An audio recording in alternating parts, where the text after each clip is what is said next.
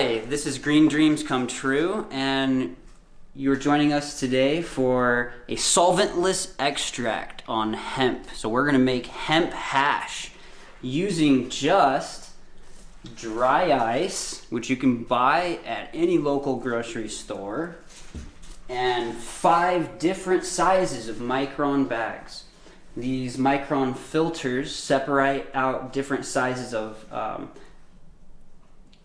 trichomes and plant material. So we're going to start with the smallest size and slowly increase to the largest size. I have tried the opposite method in the past and found a lot of green broken up plant material. So the material that we're working with today is a combination of 4 different hemp phenotypes grown here in Utah, and they were all grown in different conditions and different soils. So this bottom material here, even though we would call it shake, it's actually really good. If you look up really close under the microscope, it's full of trichomes. It was at the bottom of a container, so it's really good quality extraction material as long as we treat it properly. These bigger colas, these nugs, we're gonna break up just a little bit, but we're not gonna powderize anything. We're just gonna create a little bit more surface area, okay? The less powder that we have in here, the better. But anything that you can get to around the size of a pea is really good. So this just takes a minute. I'm gonna quickly and just kind of roughly segment some of these nugs. They're very dry, which is ideal for this extract. We don't want any moisture. If you're using dry ice, do not use it on a wet plant material, okay? The moisture will not cause the reaction that you want for extraction. This is different from the cryotrim method, by the way, where you're using liquid CO2. It does have similar effects. And what we're trying to do is to pull off all of the pollen. When you separate the pollen from the plant material, you're creating an extract. And you can compress that together, which we will also do, using this pollen press into hash. From there, you can use this material to transform it into a variety of different cannabis-based concentrates and extracts. Okay, so we're gonna get started with our smallest sized micron bag. This is only 25 microns. Typically, you would only use this with a wet extract, doing, like bubble hash. Today, we're going to experiment and see what kind of effect it has and if we get anything out of it, if it's any different from the other hash extracts that we're making. From there, we're going to transition to 73, 120, 160, and 220 micron. Okay, let's get started. I'm going to take my plant material and put it directly into the bag.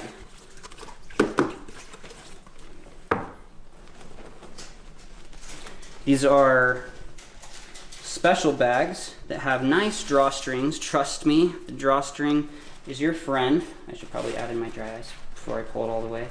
The nice difference about these bags is that they have the micron fiber all the way around instead of just on the bottom.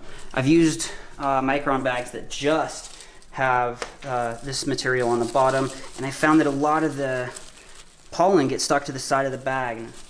We're going to see how much more effective this method is today.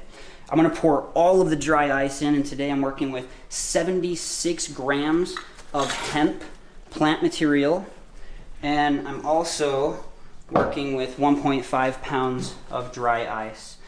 The dry ice was broken up with a soft mallet while inside of the bag, varying sizes. You do not want a powder when you add it in, but you also do not want chunks that are too large, okay? We want a slow release of the CO2 to have the maximum effect. Now what I'm gonna do is make sure my string isn't in the way, get a really good hold on the top here, make a little ball, and I'm gonna gently agitate and shake the container.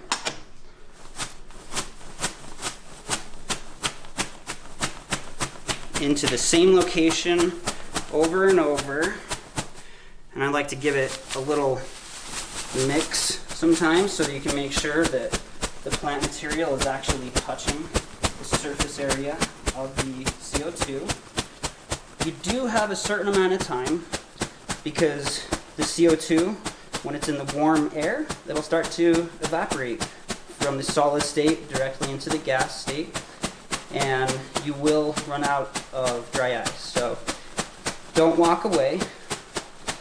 It's hard to see, but a layer is forming. And this first layer, what I'm looking for, it's hard to tell, is a changing color. Okay, I don't want anything that's dark green, but because of this micron size, we're probably only going to get really, really white material out. I'm going to give it a little bit of a shake here and get ready to collect my material and then transition to the next bag size.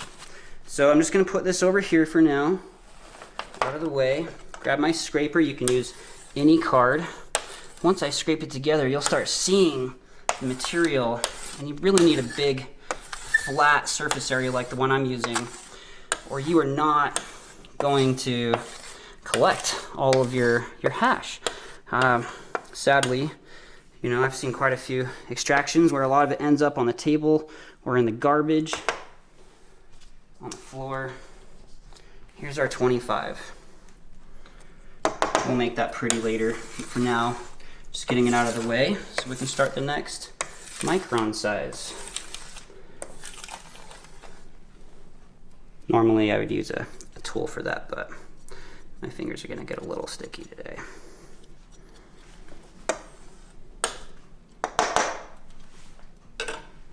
Alright, now for the next size, what I'm going to do is insert the end of the bag that I'm swapping it out of. It's going to be a little messy. Try your best not to spill any plant material onto your surface area, or you are going to have to clean it off. It's a pain that you don't want to deal with.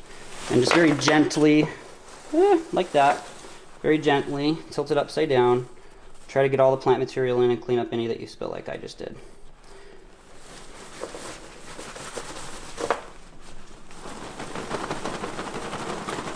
A lot of people will discard these bags after one use. I want to teach you a trick today. Do you see how it's dirty? That is hash collected onto the bag, and you can extract it using alcohol, preferably Everclear, which is 95% alcohol. And you can pull that off and make a distillate with it, so you don't have to waste that material, and it allows you to clean out your bag and reuse it. So I'm going to quickly collect up what I've spilled here so it doesn't mix into my hash. Sometimes you gotta improvise. All right. This is the 73 micron bag. Pulling my drawstring, and we'll get started right away. So it's already mixed, so I don't really need to agitate it like I did before. But as you can see, it's already falling out of the bag. This micron size is about 3 times as wide as the previous micron size. It's letting through a lot more material, and you can actually see that it's a browner color already than the previous extract, which is lighter. We'll compare the colors at the end so you can see the difference. And remember, I'm agitating, I'm not smashing. This is not like bubble hash where you are violently agitating the material. I am simply trying to separate it from the plant biomass, from the cellulose. And what the CO2 is doing is it's helping to break the covalent bond that sticks the medical alkaloids onto the plant material. So that's why I really like CO2. It doesn't get your material wet.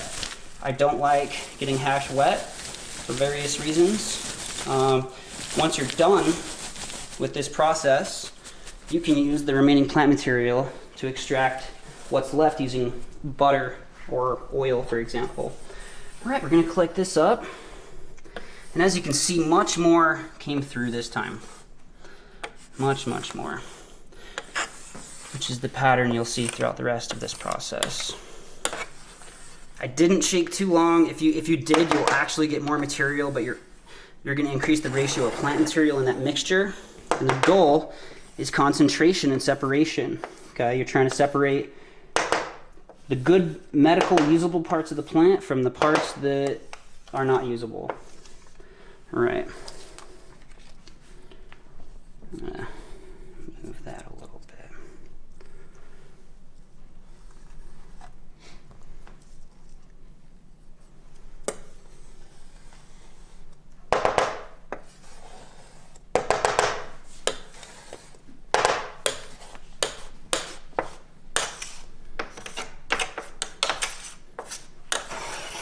Try to do a good job, and when you're done you can actually clean off the surface area using a paper towel and some isopropyl alcohol. For sanitizing I would do 70%, but for removal, for cleaning, you can use 90%, and it will just pull it right off of whatever it's stuck to. Don't do that method if you're planning to use what you've extracted. Use Everclear instead. Okay, next bag. This one is our 120 micron, and I'm not gonna spill this time.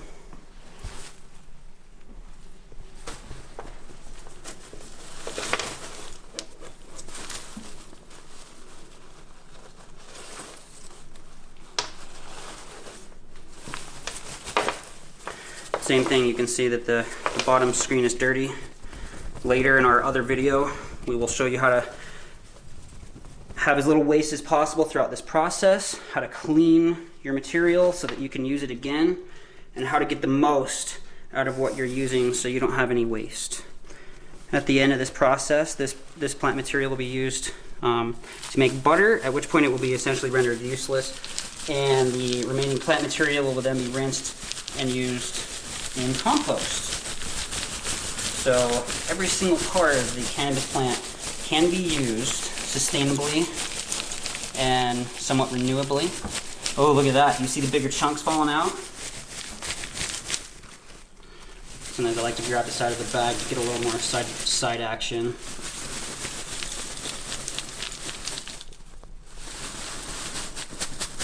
Just a gentle shake, dislodge some. The bottom of the bag will sometimes get little particles stuck on it. Sometimes I like to give it a little shake.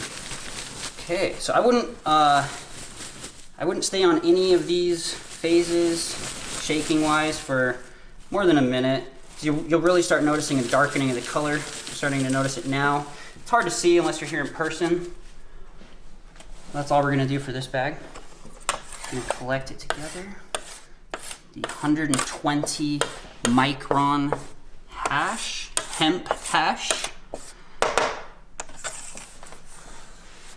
If you're going to use this material for edibles, you do need to decarboxylate it to make sure that all of those medical alkaloids are bioavailable to you. If you do not decarboxylate them through heating or other methods, essentially you're wasting a big part of your mixture on alkaloids that could be medical that aren't.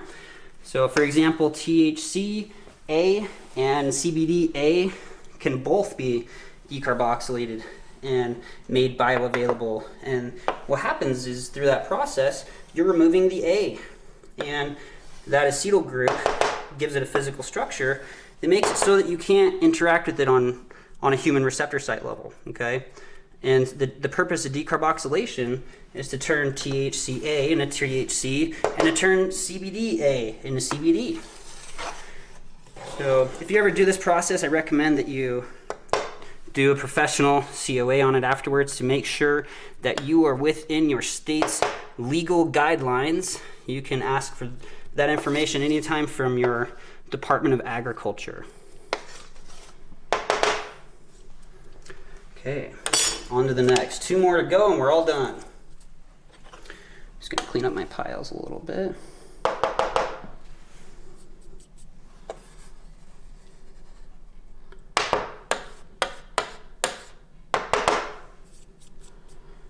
This is a messy process. That's okay. All right. Here is our 160 micron.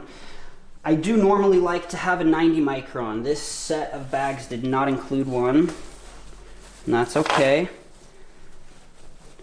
Different alkaloids have different micron widths, and that's the purpose of, you know, separating like this is really you're trying to make sure that you're leaving in all the plant material and you're pulling out anything that has alkaloids in it. This technique was actually developed in India thousands of years ago, and interestingly, their highly valued silk was used. So they would actually sacrifice their silk to process their plant material and make hashish. And this micron fiber adaptation is the modern iteration. Definitely a superior method, but I think it's super cool what human innovation can do. This crop has been around for thousands of years. Okay, so I've already got material falling out. This 160 micron is about 6 times the size, the width of what we started with our 25 micron, a little over 6. And at this point, you do want to be really careful not to over agitate, because you're going to get a lot of plant particles in there. And as you can see, I'm already getting a lot out without too much agitation. You can take this hash and further extract it with other processes, but this at least separates it from all the main plant material. Okay, let's get this cleaned up.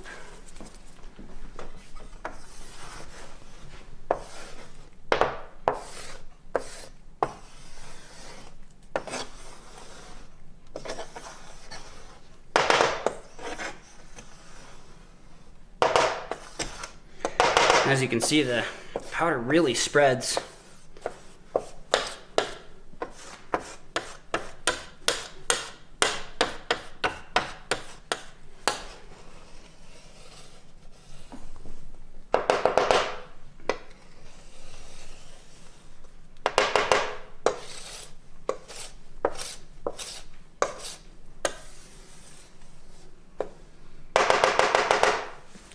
I can visibly see the difference in the colors.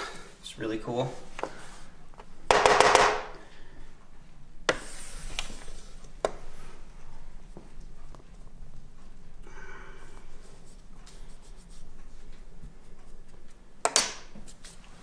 Last bag.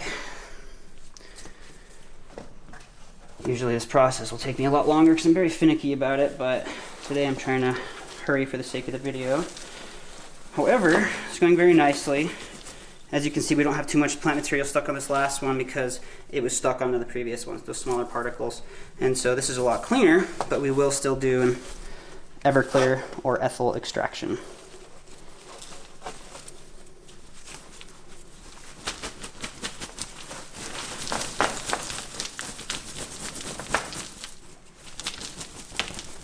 Did not open that enough. Okay, so this last bag, I'm going to be violent with it. I'm going to agitate it as much as I can. This is the 220 micron bag, and the final one that we're going to use today. It's kind of unnecessary to use anything bigger than that because really you've already pulled out anything good at that point if you did it properly. Look at that, it's already compiling.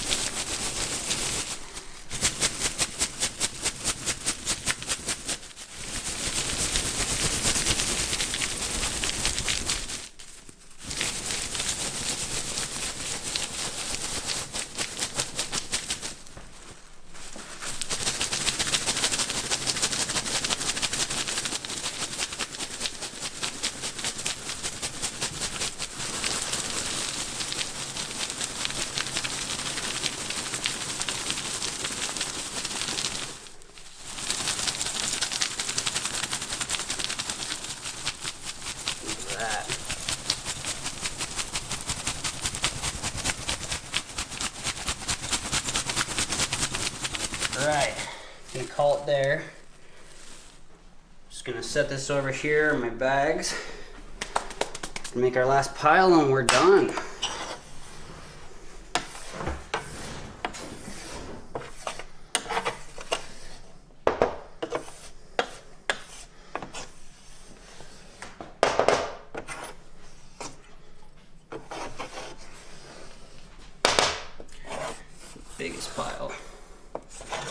So as you can see, as we transition into the larger micron sizes, we end up with more hash, more pollen extracted, more plant material, and a darker color.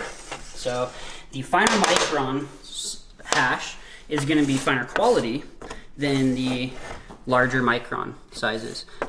If you did a COA analysis on each of these, you would definitely come up with different percentages just because of this physical separation process.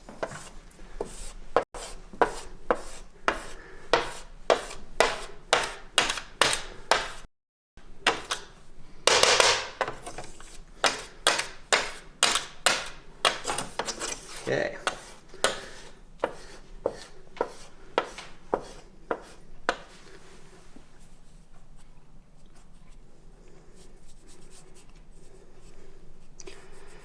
So when they say green thumb, that's what they mean.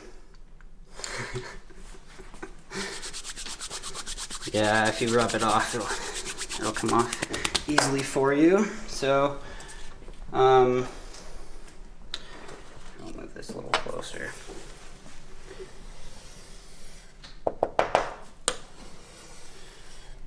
There you go. So as you can see, there's a definite, obvious, noticeable change of color and an increase of the amount in each size. In our next videos, we're gonna focus on how to use material like this to further extract and concentrate this material to make infusions, to make ethanol extracts, and then how to use them in food. So thank you for joining us today. We'll have a second part of this clip where we show you how to press this material into beautiful little hash pellets. That'll be right next. Thanks for joining us, and may your green dreams come true. Right.